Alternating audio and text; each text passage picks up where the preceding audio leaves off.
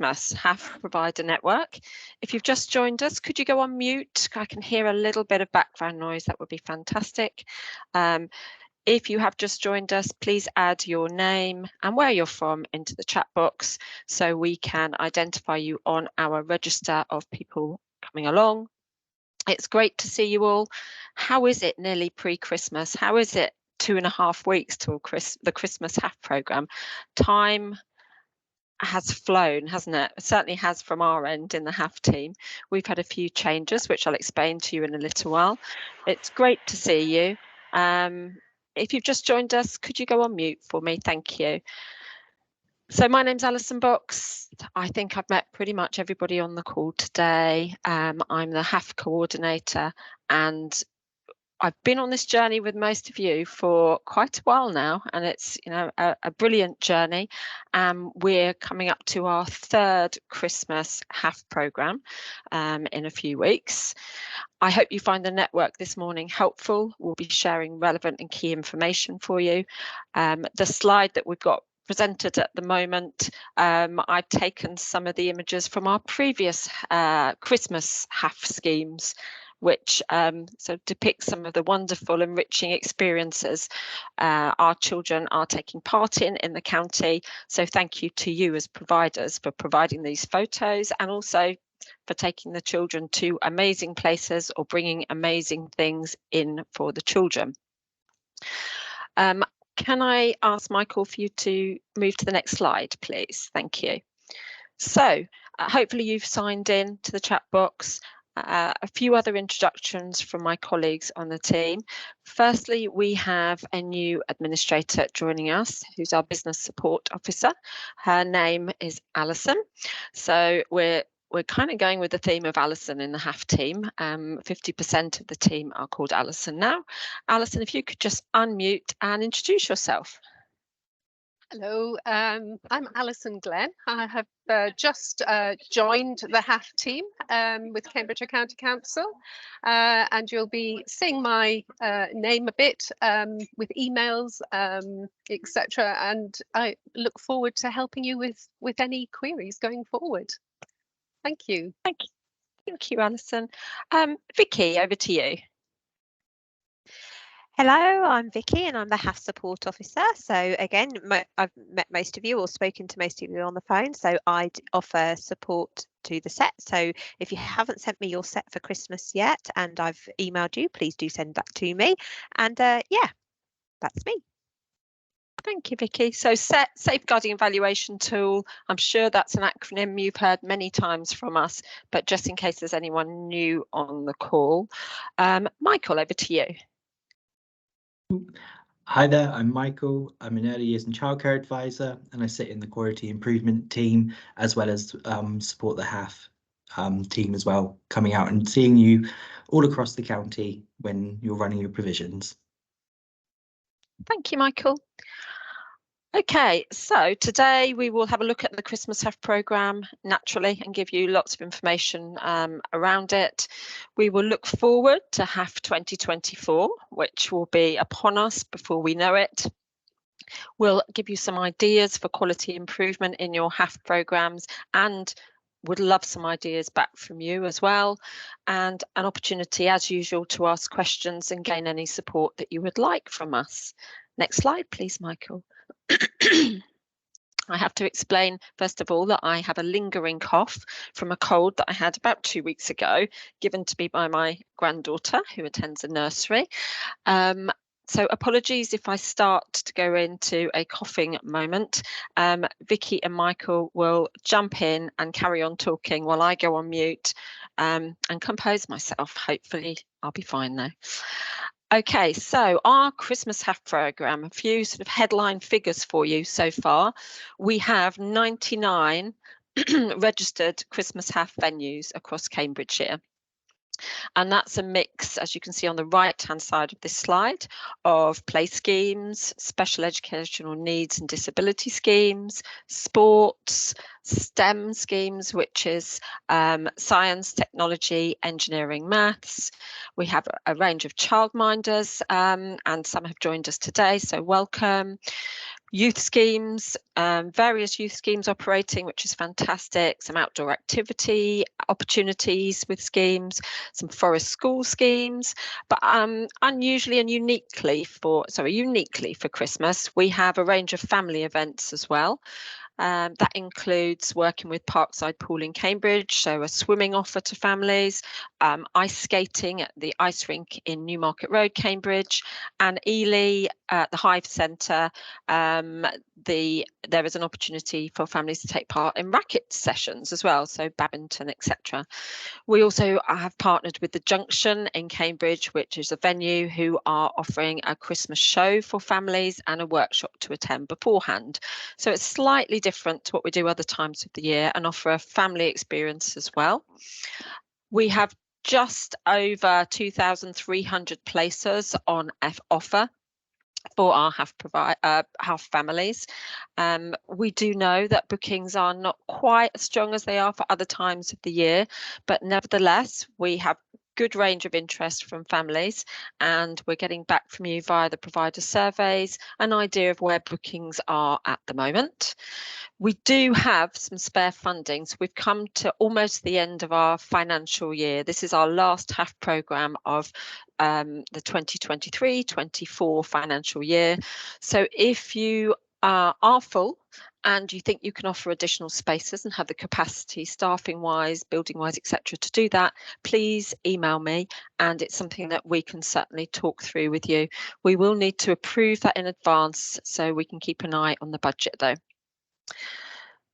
On the 6th of November, our HAF eligibility vouchers were sent to all of our families in receipt of benefit-related free school meals.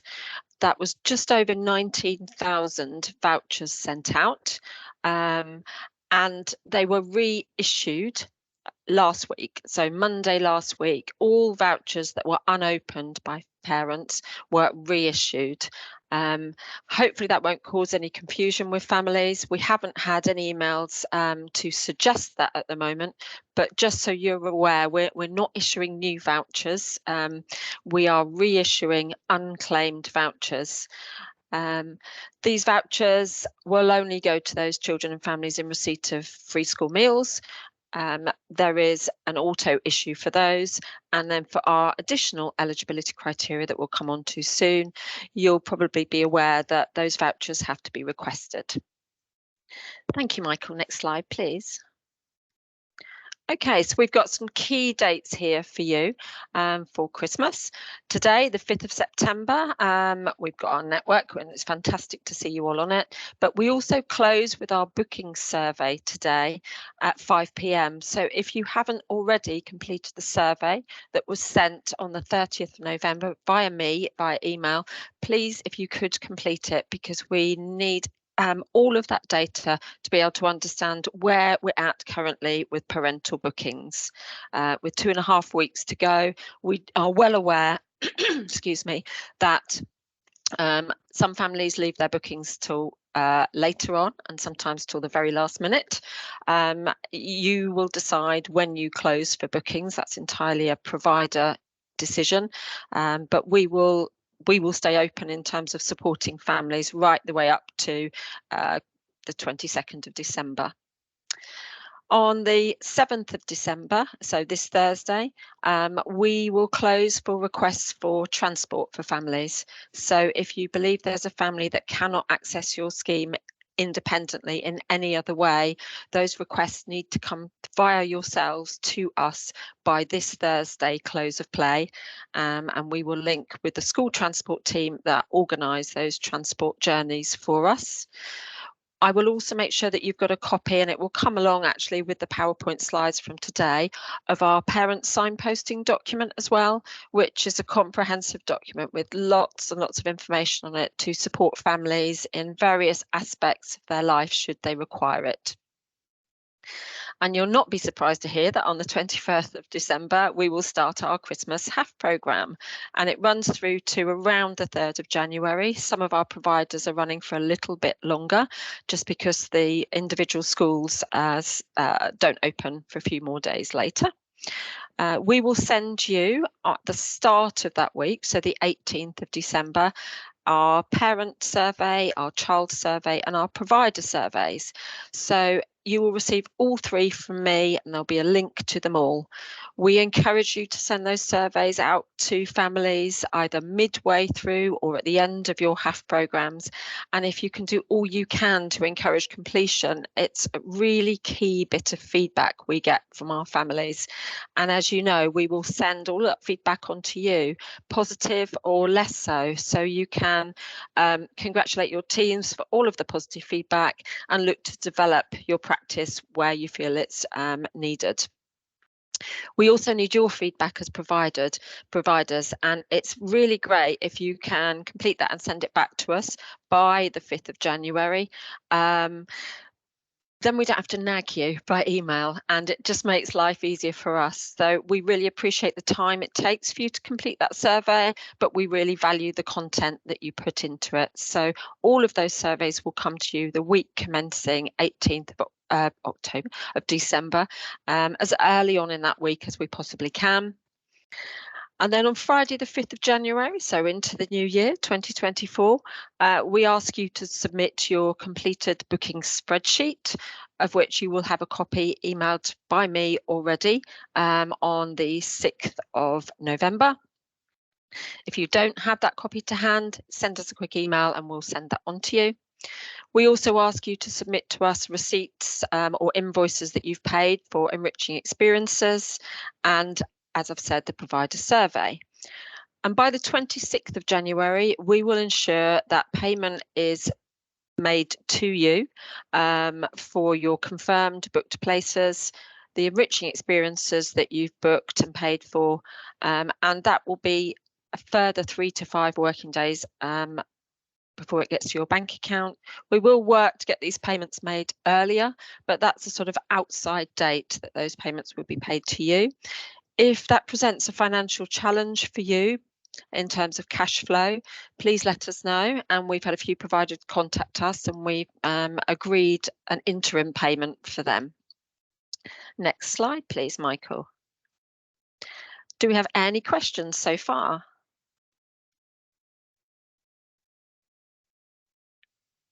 Alison, can the enriching experiences be more than one?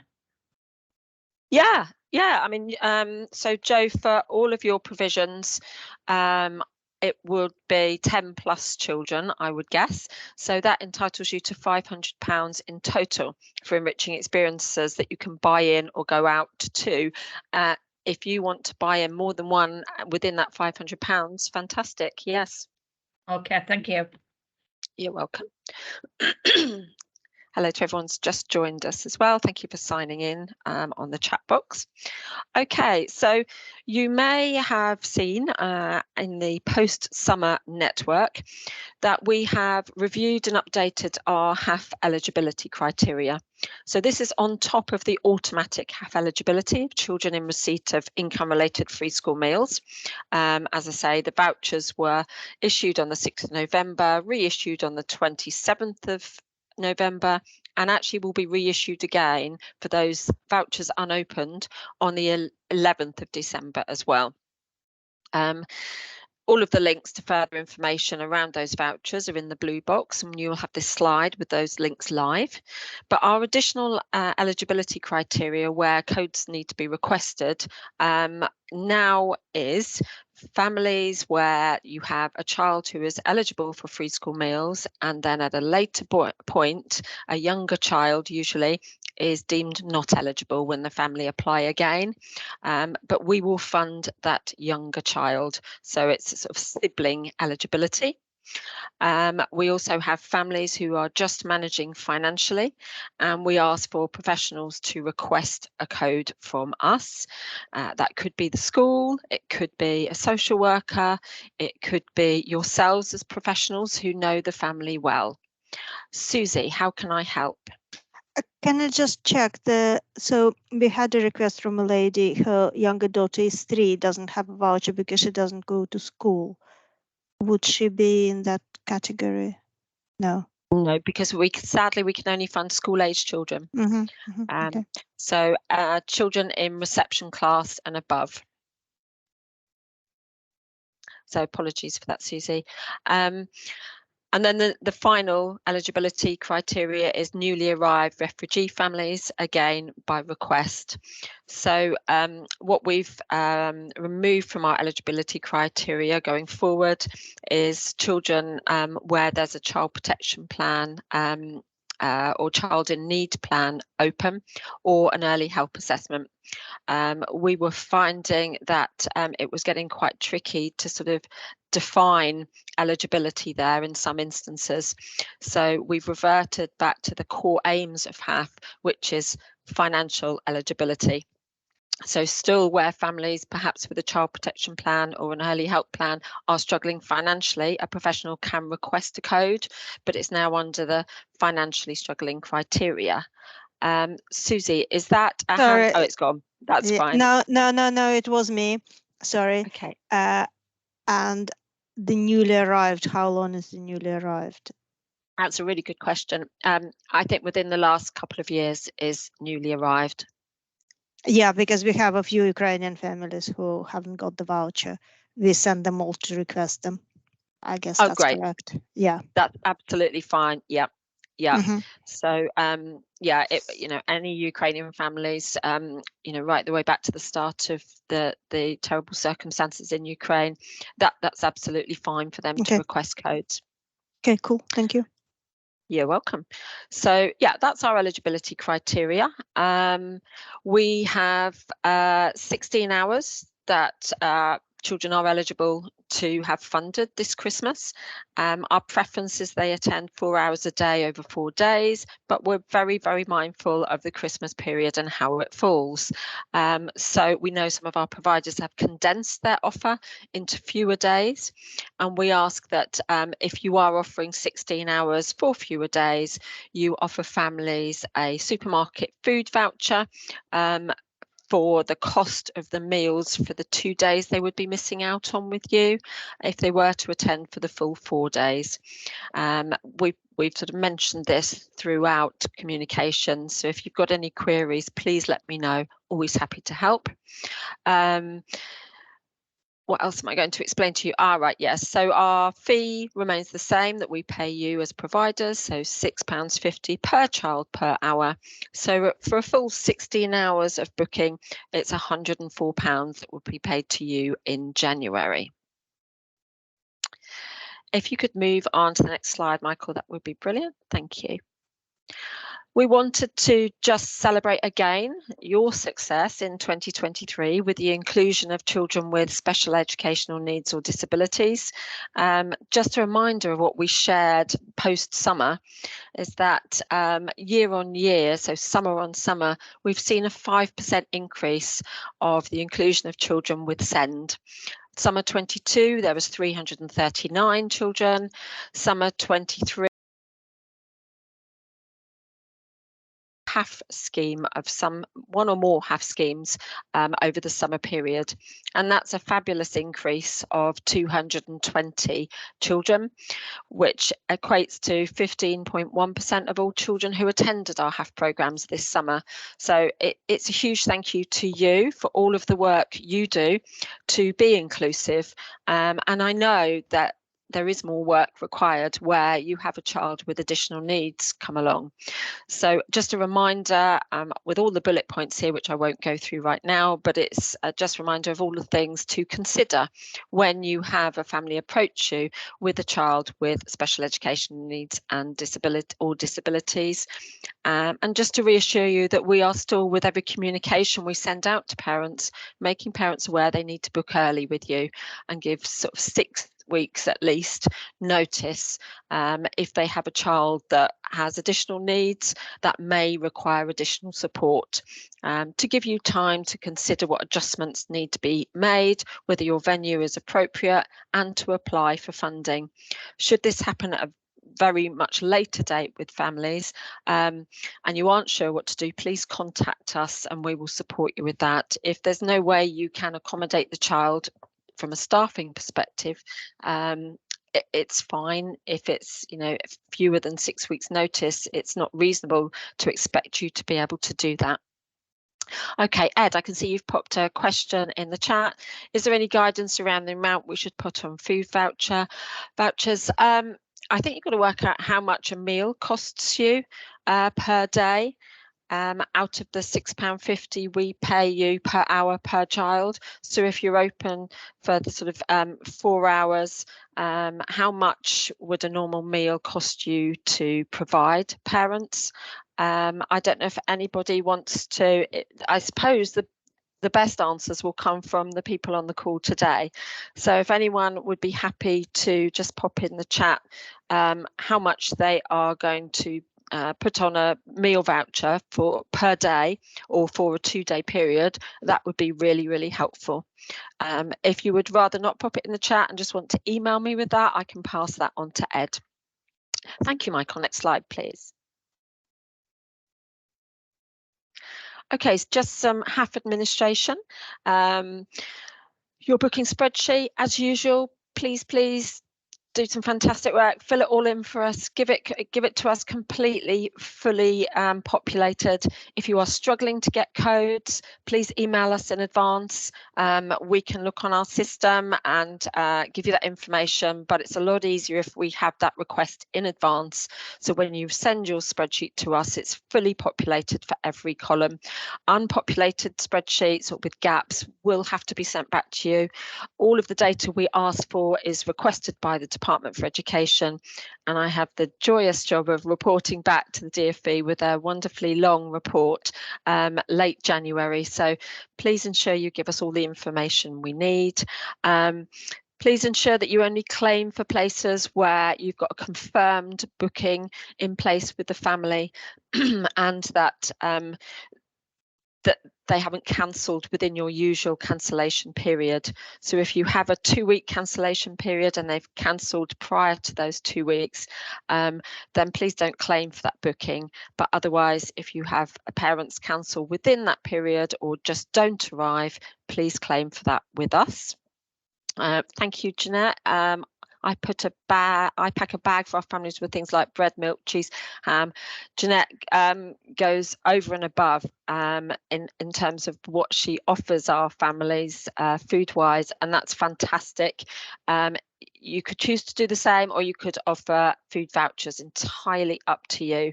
Thank you, Jeanette, for that. Just a reminder in terms of our enriching experiences. So £250 paid for 1 to 10 children, and you can buy in enriching experiences or go out to somewhere that is nearby to you. £500 for 11 plus children attending or booked to attend your scheme. Please pay your suppliers and we will pay you post scheme.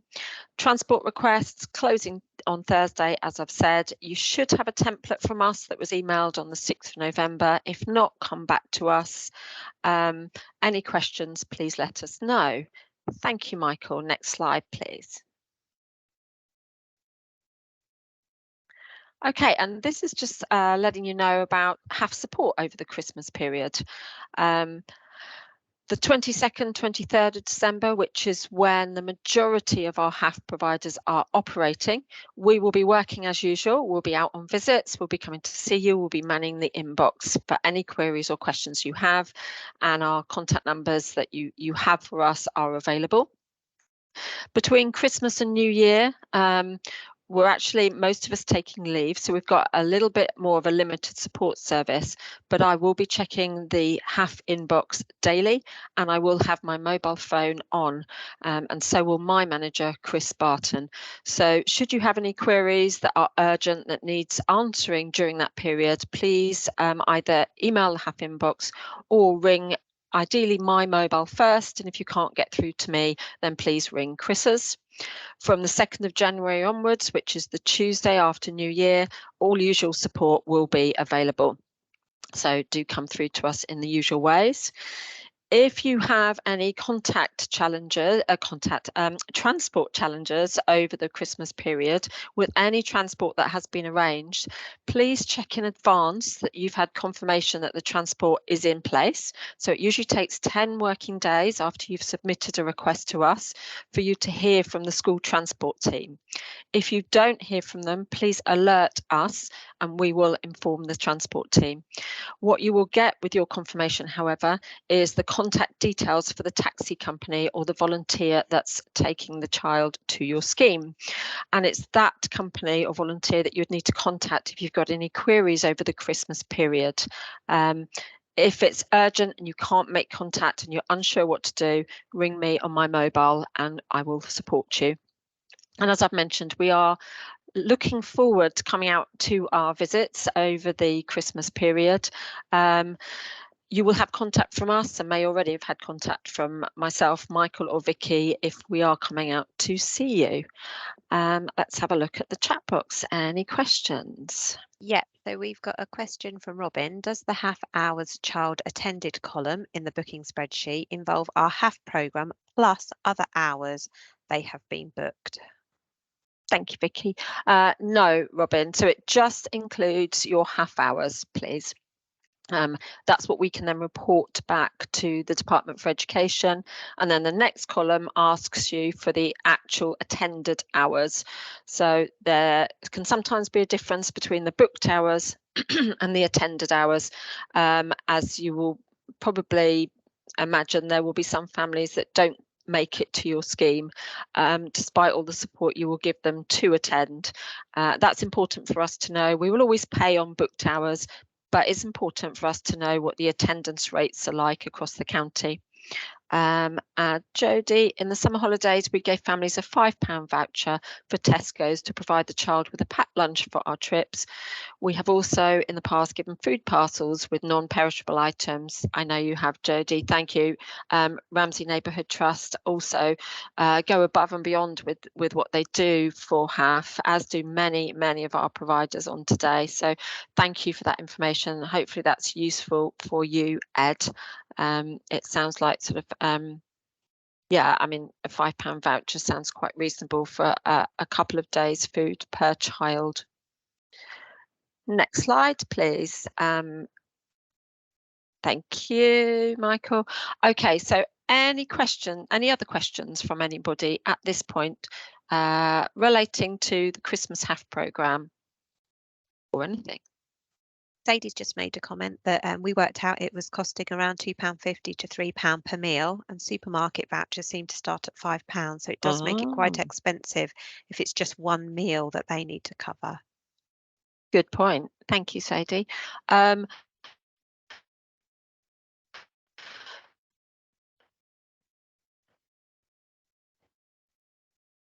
Alison, we can't hear you. You seem to have gone.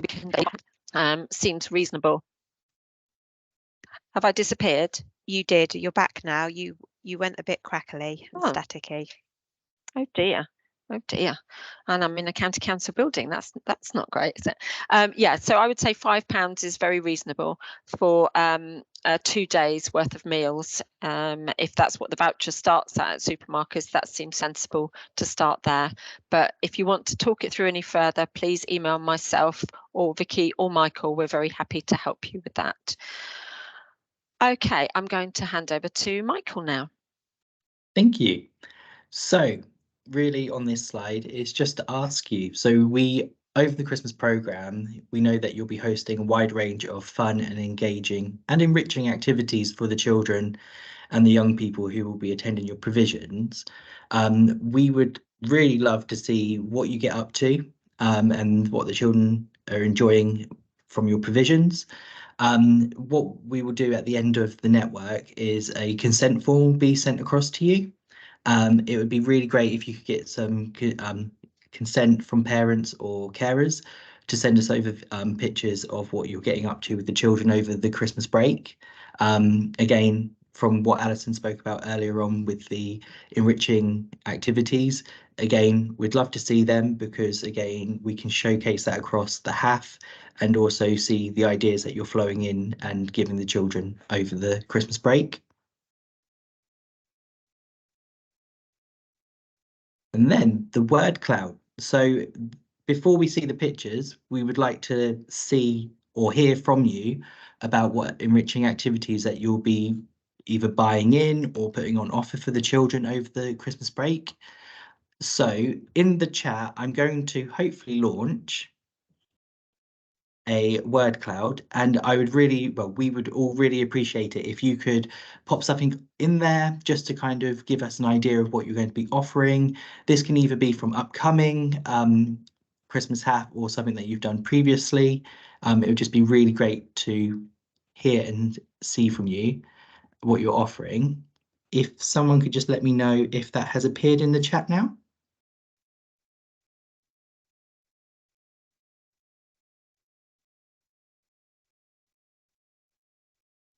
Yes, It has, has. Michael. Sorry, Michael. Oh, it has, great. Equally, We're all if nodding. Sorry. Oh, sorry, it's taken over the screen. But equally, if anyone wants to come off mute and just share with us maybe a couple of ideas that they're going to be offering over the Christmas HAF, we would really appreciate that and love to hear from you. Michael, I don't mind sharing my ideas. Yep, go for it. Thank you. We take our children swimming each day, which seems to be really popular. Just hoping and praying that the weather's okay to walk them down there. Do have a school minibus I can use, but obviously we'd have to do that in shifts. But I also book the soft play area in the leisure centre for the younger children. So we then target all ages. We have the swimming for 8+, because obviously there's some challenges around ratios with age of the children with swimming. And then for the younger children under 8, we take them to the soft play. And then I try and get different coaches in. So we've got boxing coaches coming in, football coaches, you know, that type of thing to target those children. And then on top of that, we then have for the younger children specific times for board games, arts and crafts, colouring competitions, biscuit making, that type of thing. So again, just try and look at what all of the children need. And we've got obviously Father Christmas coming, this Christmas setting. I did it last year and it proved really good. So yeah, we've got Father Christmas coming, and I've bought every single child a present. That's great. Thank you, Jeanette. Yeah. That's really good. And then whilst Jeanette's been sharing with us, it's also been nice to see a couple of things put into the word cloud. So we've got balloon modelling, a trip to Peterborough Cathedral. We've got the lights at Wimpole. What else have we got? We've got the circus, a cinema trip, hungry hippos, craft activities, science fun. So it all really sounds like there's going to be a wide range of enriching activities offered across all of your provisions over the Christmas break for the children. So that's fantastic. Thank you. Michael, just to add, I don't know if you've seen, Amy has popped something in the chat as well. They're going to the Panto. So Amy from Little Miracles, they're going to the Panto.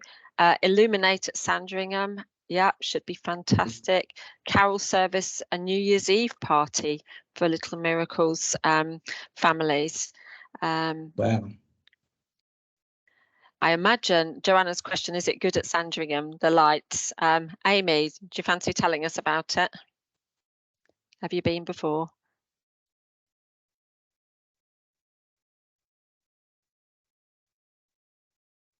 Don't know if you can unmute, Amy, if you're happy to share.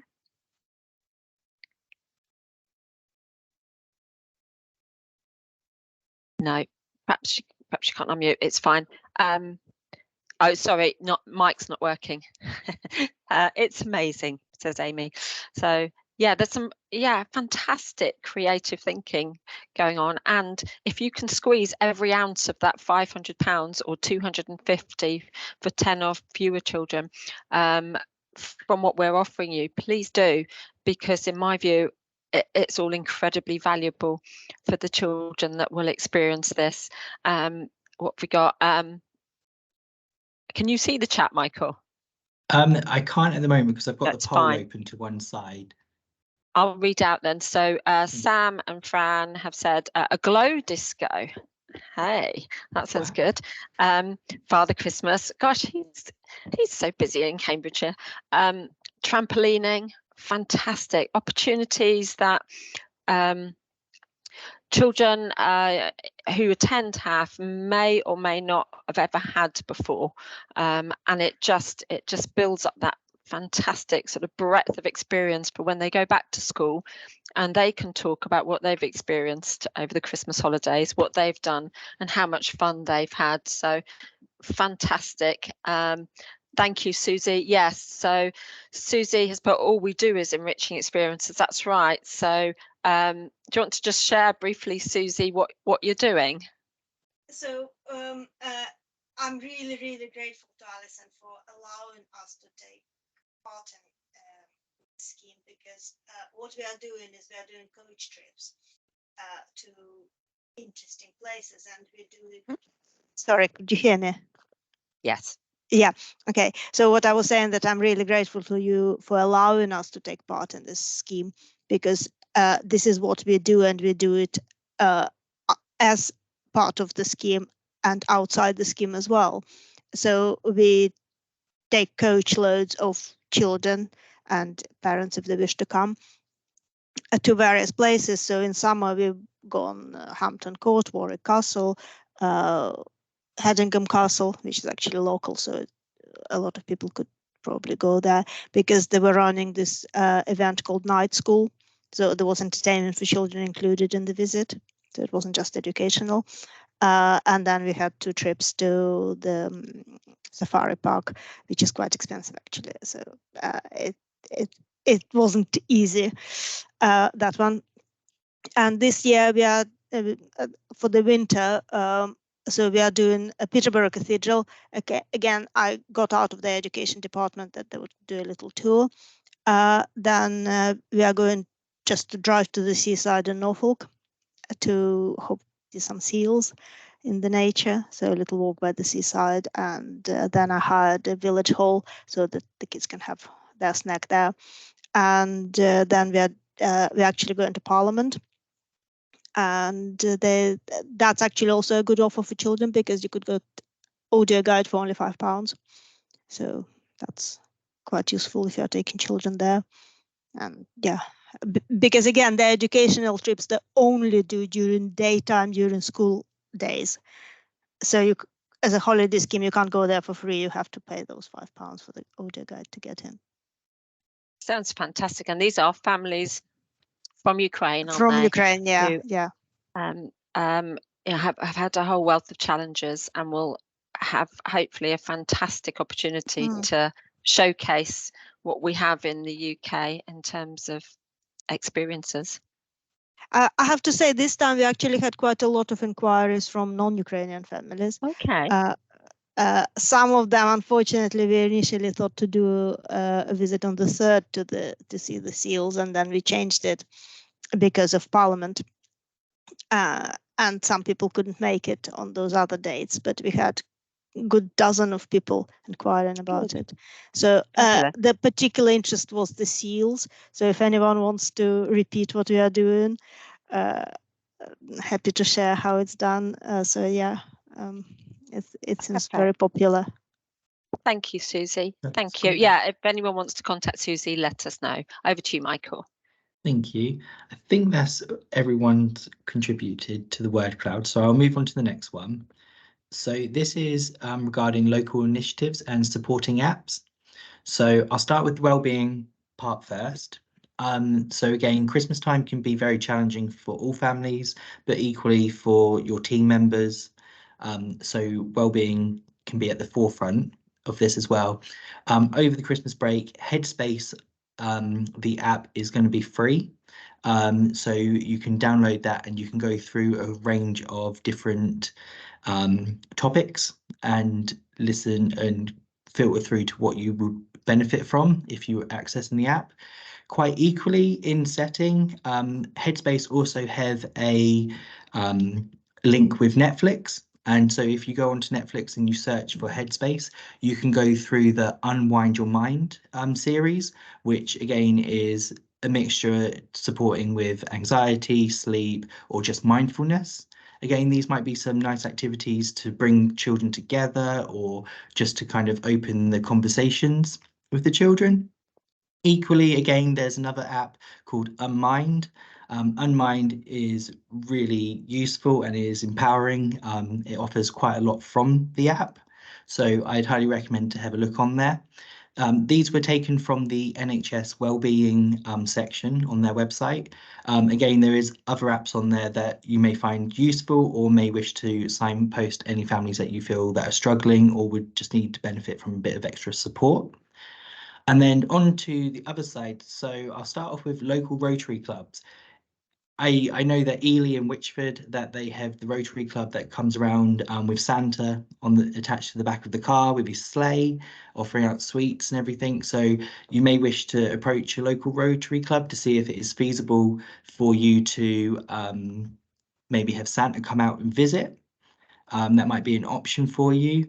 And then also the Borrow Box is another great app.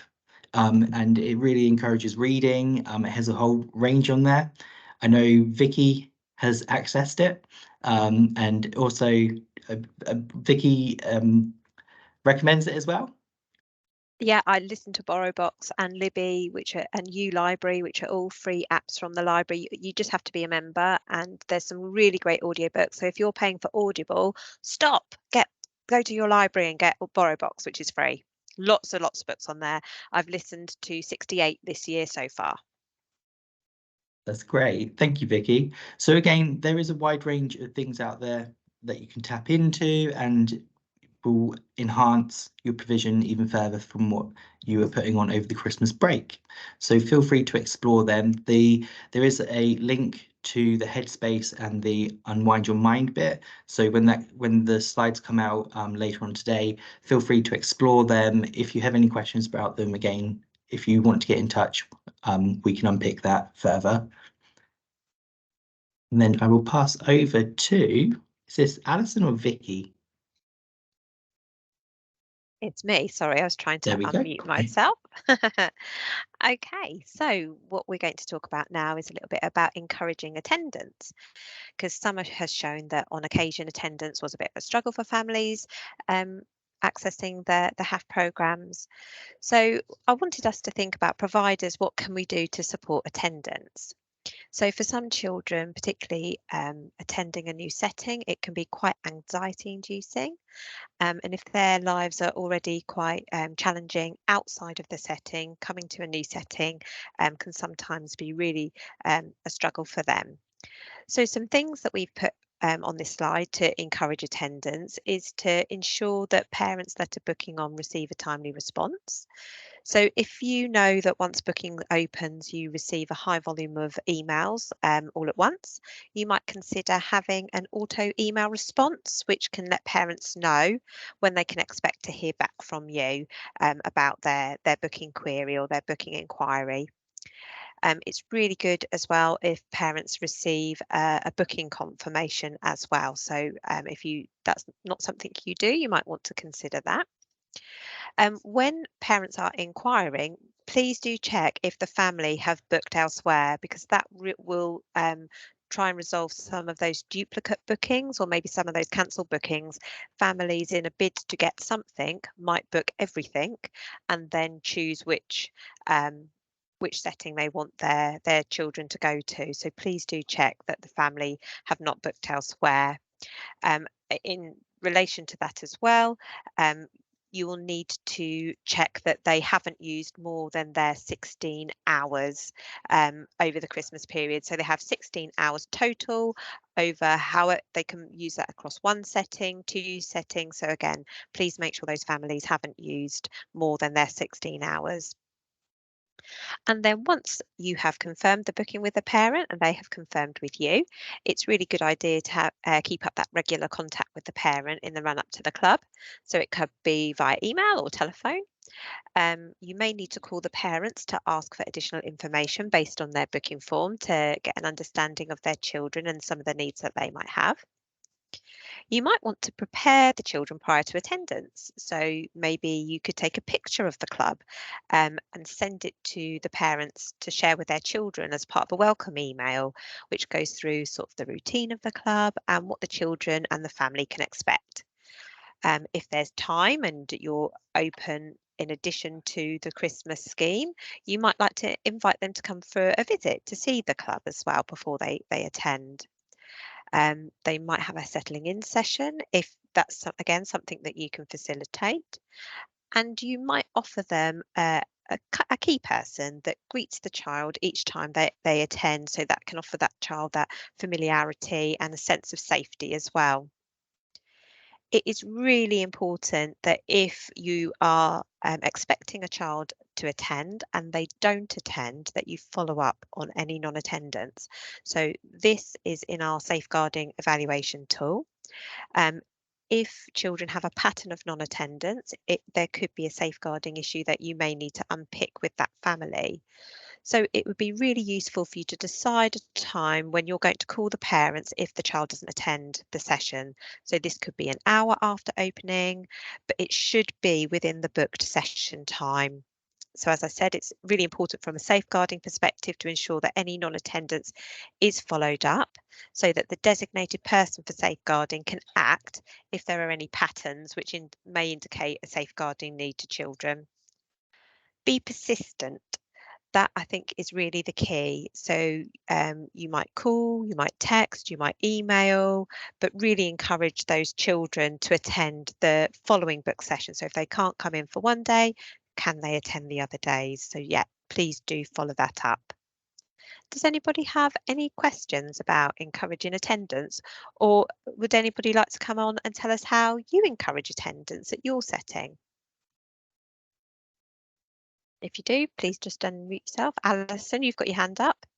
Yep, just to say that I don't know if you can see the chat. Robin has added a thought around the fact. In fact, Robin, are you happy to come on and explain to us rather than me explain your words? Hi, yeah. We create a visual story of our building, which just shows where people enter, what room they'll be in to eat, what the room they'll be in to watch the performances, and the foyer area, and then where to find all of the toilets and everything, so that you can sort of prepare yourself before you actually come into the building, so you know what everything looks like. I think that's really, really amazing, particularly for parents and for children as well, that may be anxious about attending a new setting, to have those visual cues and to know have a good idea of what's going on beforehand. I think that's really important. Thank you. I can Just to see add that. to that, sorry, Vicky. So Robin is from the Junction in Cambridge, who are providing Hansel and Gretel show for families to go and see this Christmas. And I can honestly say I have never been to a more inclusive show ever. Robin, can you just briefly tell us a little bit about how you make your shows so inclusive? Because people might be able to take little nuggets from it. So it sort of varies year by year depending on the company that's coming in to do the Christmas show. But so this year we've sorted it out into zones, so that if we have families where their young people might stim or need a bit more room, or want to be able to leave and enter as they want to, there's space for them to do that without interrupting the rest of the audience, or feeling like they're interrupting the rest of the audience. And then some of our shows are BSL interpreted. A whole variation of things. You've got, so that's British Sign Language interpreted. Yeah. You had headphones last year to sort of combat those children or young people that didn't like loud noises. Yeah, so we have headphones at our box office, which people can get if they want to. And you were warning about loud noises as well, so they had a little bit of warning in advance. And for our school and group performances, we call them relaxed performances, but basically the lights are just less dim. They're sort of dim lighted rather than a complete blackout, which you might have in a regular theatre space. And yeah, the sort of like loud noises are pre-warned and things like that. Thank you. Okay, can I have the next slide, please, Michael? Thank you. So I wanted to draw your attention to some safeguarding training that we have going on.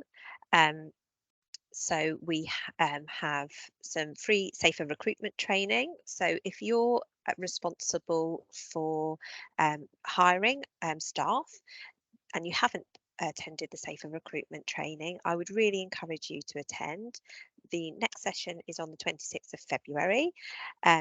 So all you need to do is click on the booking bug link, which is available just at the top of the slide there, and go into the business and governance tab, and you would be able to book on that for free. I'm going to come back to recovery through relationships in a moment. We also have some training around FGM, so that's female genital mutilation, which is part of additional contextual safeguarding training that you can attend, and that's free and it's available through the virtual college. And we've had some settings complete that just recently, and they've highlighted how useful that training was to them. We've also got some fee payable courses as well. So on your safeguarding evaluation tool, you would have seen that we ask for a lead for domestic abuse within the setting. And there is some training available, again, which it's on our booking bug, and you need to go on the safeguarding and child protection tab. So the training is domestic abuse awareness, and there's also domestic abuse risk assessment training as well, but you do need to attend the domestic abuse awareness training first. So the next course for that is in March. It's on the same day, so the domestic abuse awareness is in the morning, and then the domestic abuse risk assessment and safety planning is in the afternoon. And then I really wanted to draw your attention to some free training that the safeguarding team, so that's Emily Scott and Fiona Fletcher, are putting out at the moment, which is called Recovery Through Relationships. So if you as a setting would like to attend that training, please do contact Emily Scott. I've put her email address on the slide. So this course is for anybody that works with vulnerable children and young people, and it's going to help you to develop your understanding of the impact that trauma and attachment difficulties can have on a young person's life and education. And if you really want to make a difference to the lives of the children and young people, this is the course for you. It is fantastic. I attended it myself. And so did Michael. It's a brand new learning opportunity, and they actually use a VR headset. So on that VR headset, you have you see what life is like for a young child through various stages of their life. So from being in the uterus and what domestic abuse situations, substance misuse can do for a child while they're in the uterus, then when they're 8 months old, when they're at primary school, and then on through to secondary school. So you can see the impact that these adverse childhood experiences have on children. I cannot praise this training enough. So if you really want to do it, please do contact Emily, and she will happily book you on.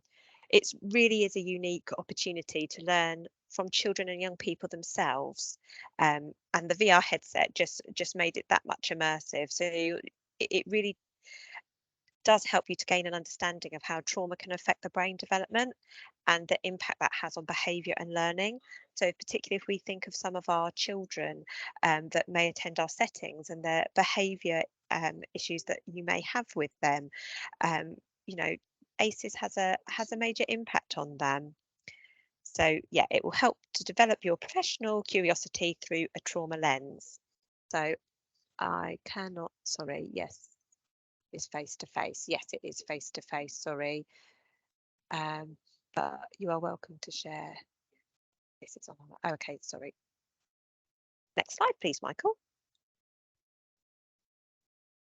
Okay, so You know, we all think Christmas is the most wonderful time of the year, but it can also be the most difficult time of the year. So our traditional image of Christmas is being incredibly perhaps optimistic and how wonderful it is.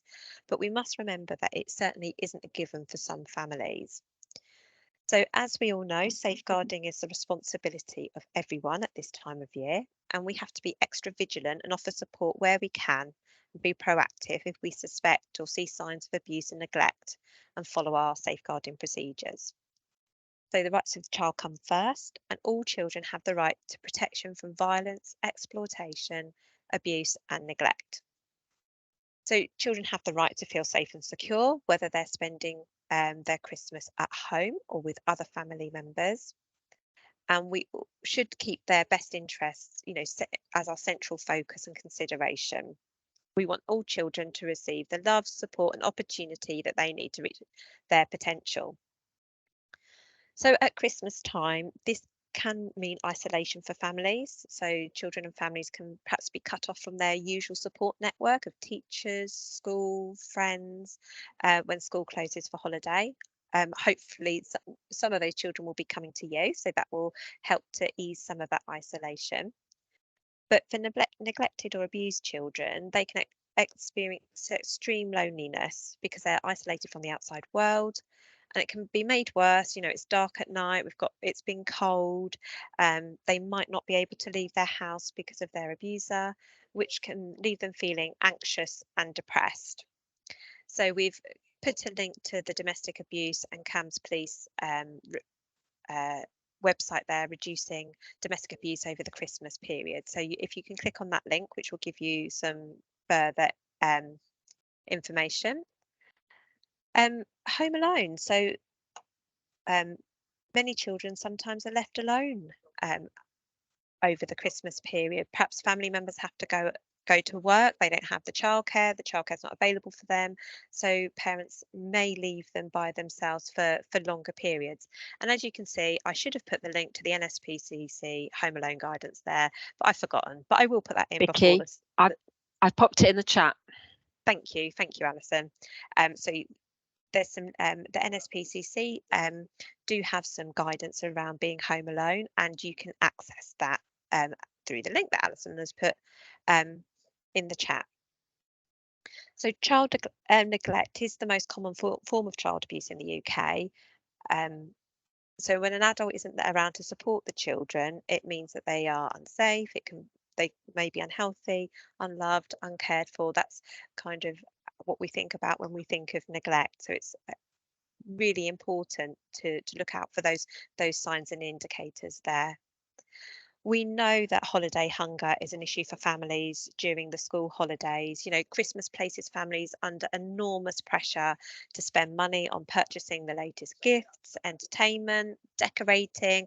We've all seen the social media hype about what is the perfect Christmas. And sadly, many families can't absorb the financial commitments without going into debt.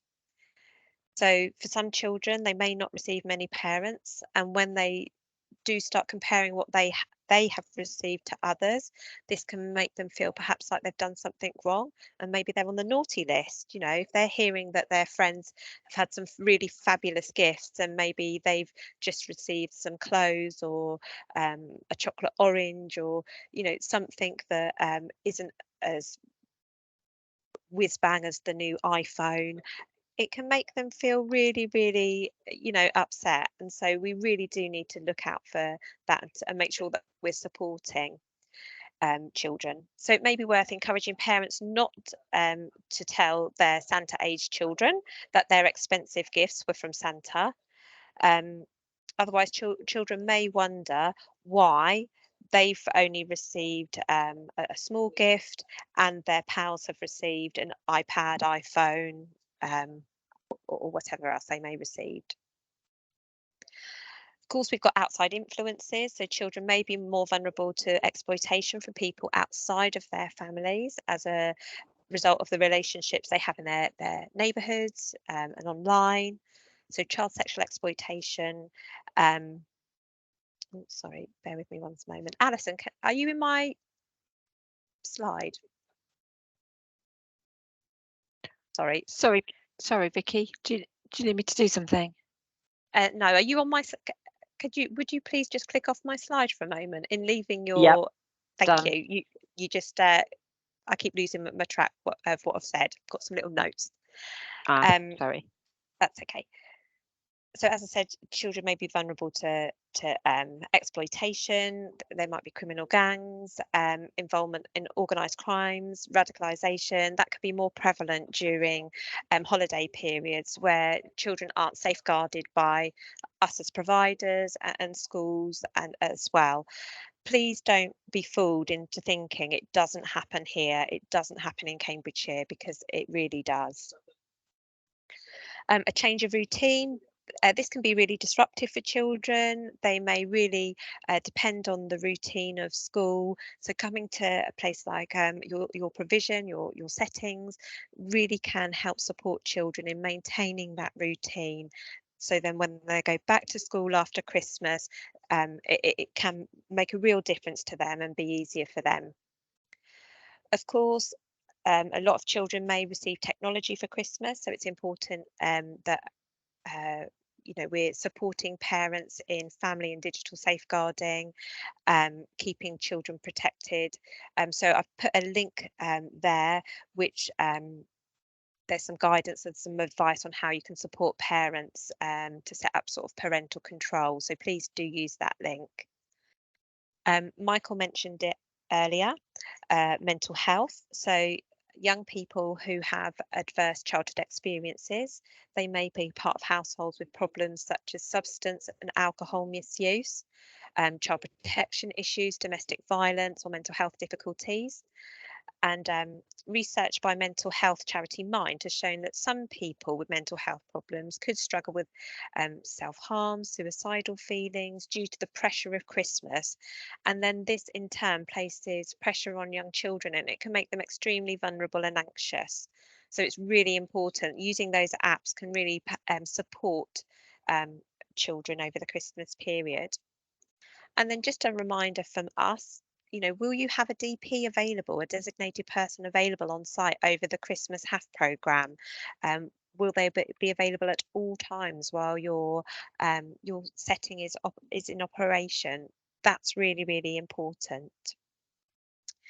Michael, please, can you go on to the next slide? So the next slide, I'm just going to gloss over this really.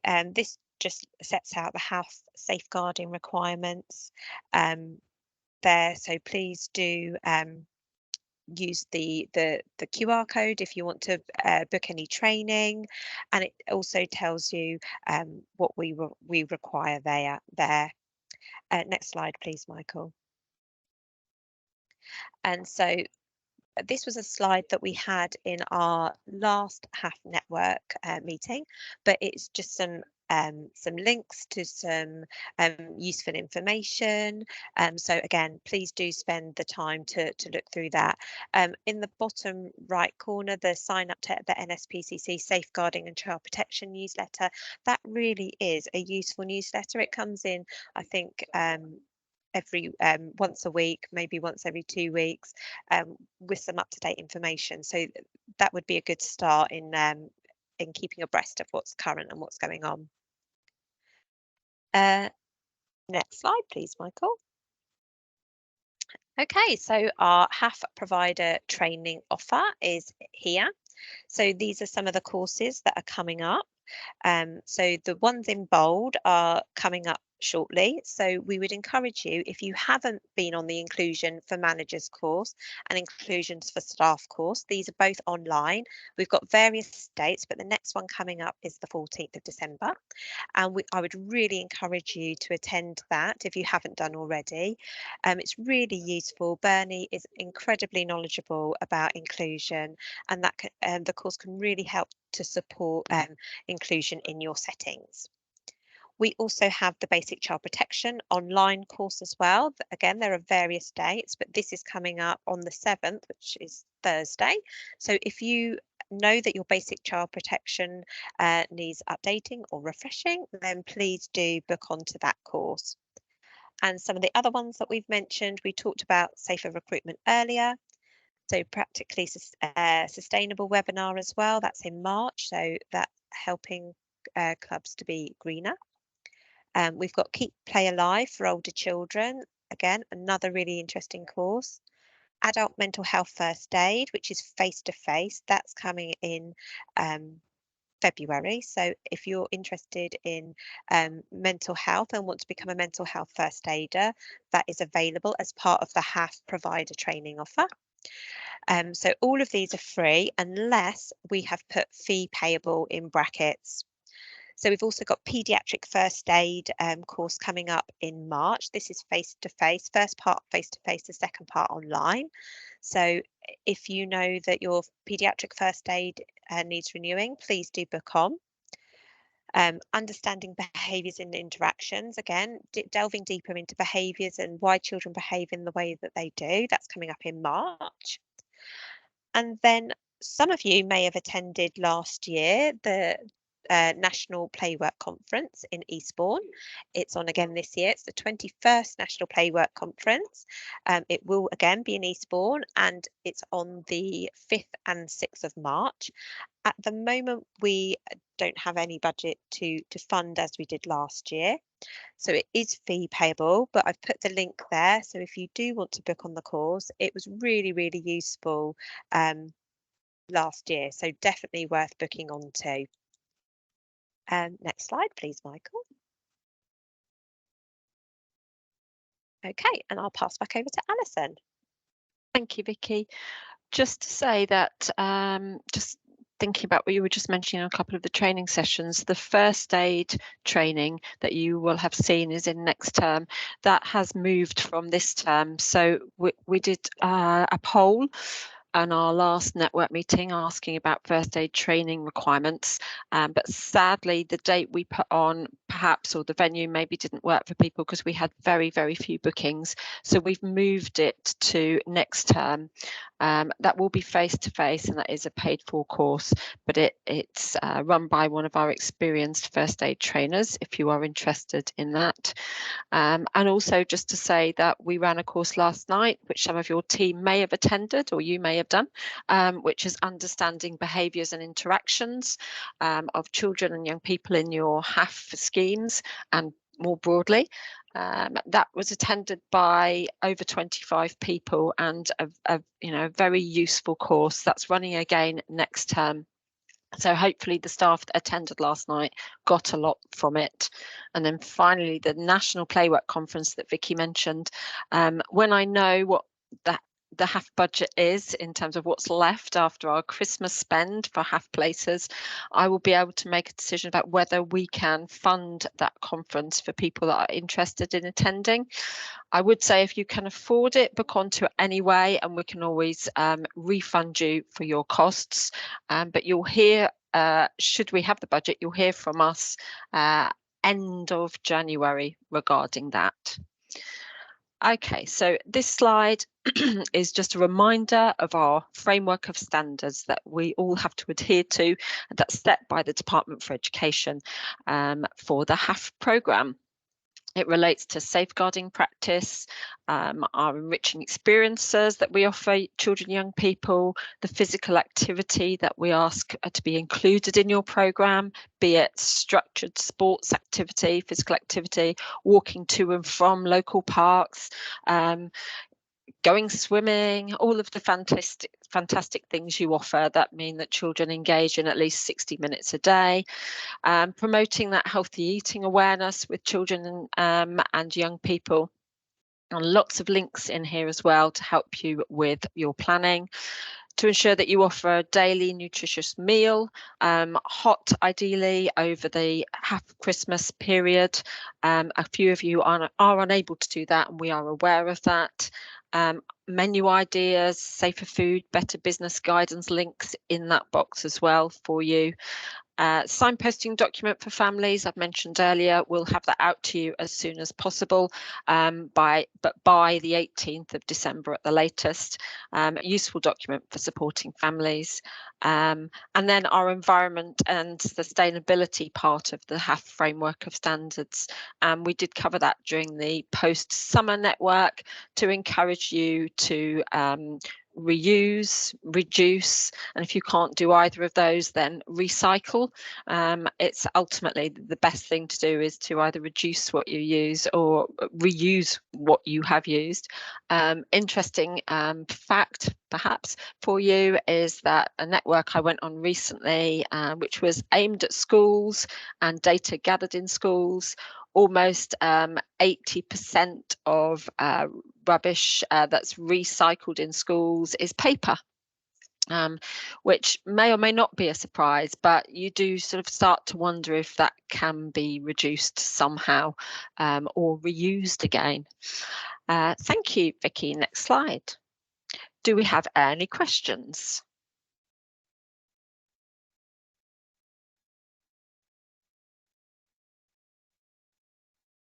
Can't see any hands up. I can see that the chat box is being sort of answered by colleagues. Thank you very much. Okay, HAF 2024. We are expecting to hear from the Department for Education before Christmas with the HAF 2024 guidance document that they will have updated from this year. We will also hear what our funding amount is for the 2024 year, so starting from Easter. As soon as we know more, we will update you. We are also keeping our fingers firmly crossed, and we ask you to as well, that the government, when they complete their spending review, thank you Vicky, your fingers there, whoever is in government at the point that the spending review is completed for the country, that HAF features in that review. There will more than likely be an election next year, so we don't know who will be in government and we don't know what priorities they will have, but we are doing everything we can to share the impact of HAF widely. In Cambridgeshire, we share with our councillors in all local authorities, district and Cambridgeshire County Council. We share with the Department for Education, and we have recently shared a group of case studies that we gathered from the summer HAF scheme. They are actually on our provider webpage now.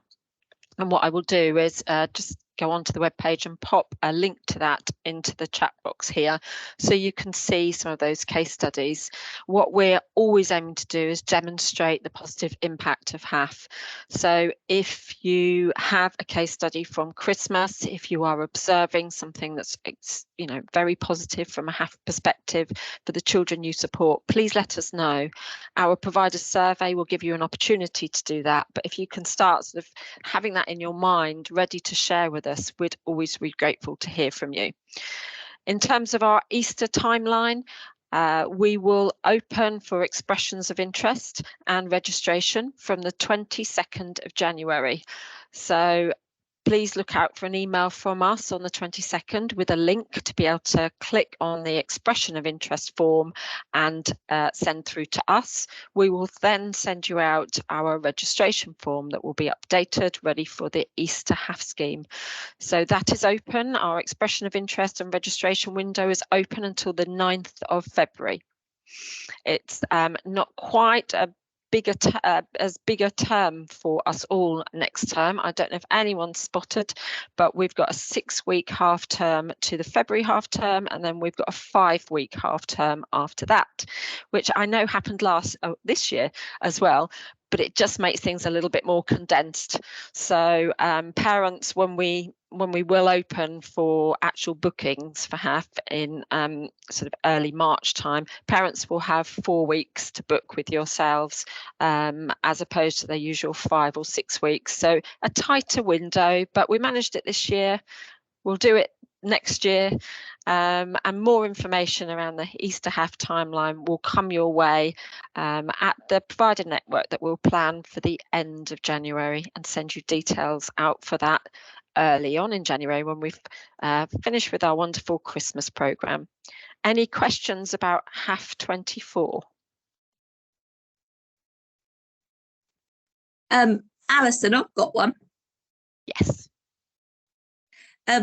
I can't remember where I read it, when it was speaking about the vouchers going yearly.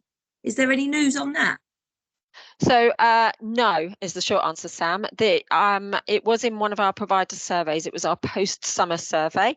I've gathered all that data. It's there waiting for me to review that, ready for our Easter issue of HAF codes.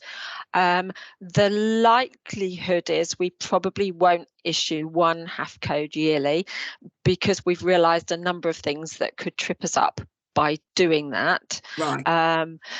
Not least the additional eligibility codes for other families that don't automatically get the vouchers. They're not necessarily eligible for a full year. There may be times where they are eligible, there may be times where they're not eligible. So we're still pondering, Sam, and I will inform everybody one way or the other what's happening after Christmas, I promise. Lovely, thank you. You're welcome. Any other questions?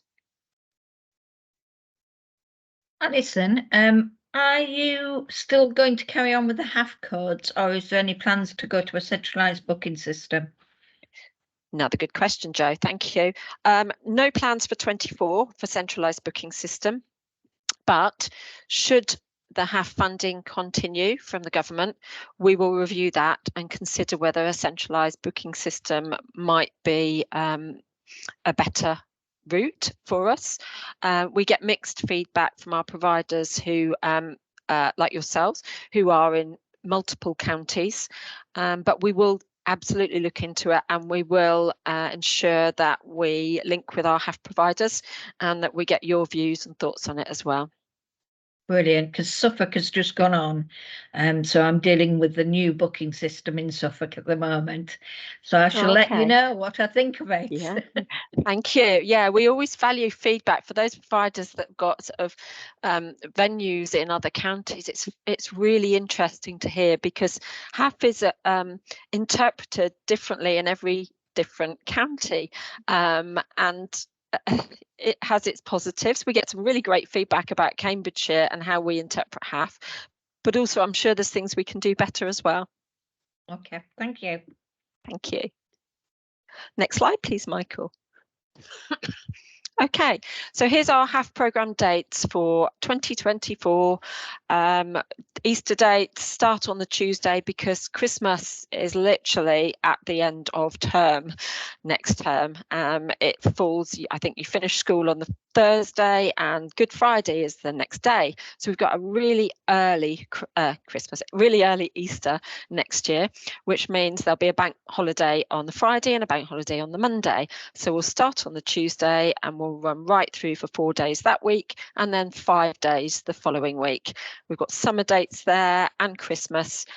Christmas is particularly awkward next year in terms of when it's available and when schools finish. They finish on the Friday, and therefore we have fewer HAF dates available, but we will consider that into next year and have conversations with you about it. And as usual, all programme dates are excluding bank holidays. Next slide, please, Michael. Over to Vicky. Oh, we've got Zoe with her hand up. Zoe, how can I help you? Hello, I'm just wondering, for the summer delivery, will it be the same number of eligible days as it was last year, which I think was it 16 last year? It was. Yes, exactly the same number of eligible days. Fine, yeah. So the whole programme runs that amount of for the whole summer, but it's the same as last year. That's fine. Thank you. Yeah. So we've got, so for Easter, it will be 4 eligible days of 4 hours. So exactly the same as it is for Christmas, of which just a few providers tend to condense for that one, but we'd prefer it to be 4 eligible days, 4 hours, unless parents request different. For summer, it will be 64 hours we'll fund, which is ideally 16 eligible days of 4 hours. And again, some parents request that to be condensed, and we work with a few providers who require them, who need to do that. And then next Christmas, same as this Christmas, same as Easter, 4 eligible days of 4 hours. So Easter and Christmas, always exactly the same over a 2-week period usually. Summer is the sort of the biggie, really, the 64 hours that families can book. over to you, Vicky. Thank you. So this is just a little bit FYI, to be honest, for your information. So I wanted you to be aware of the National Lottery Community Fund. So if you are offer social connections and community activities, which the lottery believe are at the heart of creating a healthier, happier lives and a flourishing society, then they want to know about it. And they have some grants, and they offer some funding to support those communities. So I've got a link there, how to get a grant for up to 20,000 from the National Lottery. You can click on that link, and that will take you through if you would be eligible to apply. So again, some information on the slide, that the National Lottery can fund projects that will do one of those things, which is bring people together, improve the places and spaces in the communities, help people to reach their potential, supporting people and communities, and there's an ongoing deadline. So if you feel that you fit into that bracket, then please do click on that link and see if you can get some funding. Next slide, please, Michael. In a similar vein, we have the Support Cambridgeshire slide here. So again, the link is at the bottom of the slide. So Support Cambridgeshire is a partnership funded by Cambridgeshire County Council, bringing together infrastructure organisations who work together to support voluntary and community groups. So that's really important if you're a voluntary or a community group across Cambridgeshire. You can get help, as it says there, with funding sources, training and events, building relationships, and they also offer information and advice. So another useful website that might give you some support there. Next slide, please, Michael. So that brings us on to Forest School training. So Emma Wright is our Forest School advisor for the County Council. And if you are interested in completing some training, please do get in touch. There is funding available to complete your Forest School courses at level 2 and level 3. And further information can be gained from speaking to Emma. So if we go to the next slide, Michael, you will see Emma's contact details on this slide. So we've also got links to the Knowledge Hub website, which Forest Schools has a group on there. So you can go on there and join that group. We also have the Forest School on our Learn Together pages on the Cambridgeshire County Council website. We've also got the link to Under the Hazels, which is the training provider for Forest Schools, and then Emma's contact details here. Emma's sitting just here behind me, so feel very under pressure to get it right. Okay, next slide, please, Michael. And I'll pass back over to Alison. Thank you. Yeah, that's such an exciting opportunity, that Forest School training. The fact that Emma's got funding for the introduction to Forest School, the level 2 and the level 3 training is something not to be missed if you can get staff to attend. I do understand there's challenges sometimes with getting staff to training sessions, but I do wonder if there's a way of doing it, perhaps with the fact that the training is fully funded, whether your organisation might be able to work something out cost-wise with the individuals. Okay, so we've reached the end of our HAF network for pre-Christmas. Thank you to everybody who contributed. It's been a pleasure having you all on today. If you've got any questions or wish to have any support, please hang on at the end or contact us separately. We'd be very, very happy to help you. I think all that remains is for me to wish you all a fantastic Christmas HAF programme. And at some point, I really hope you manage to get some time off to relax, enjoy yourself over the Christmas period, watch a load of rubbish Christmas films or wonderful Christmas films, whatever you can find. It's been wonderful working with you throughout 2023. Myself and my colleagues have had, a great time supporting you and seeing you flourish and offer some fantastic opportunities to children. So do take this time to relax. We are very much looking forward to working with you again through 2024, and do stay on the line if I can help with any, or we can help with any queries. Thank you very much. Thank you, everyone.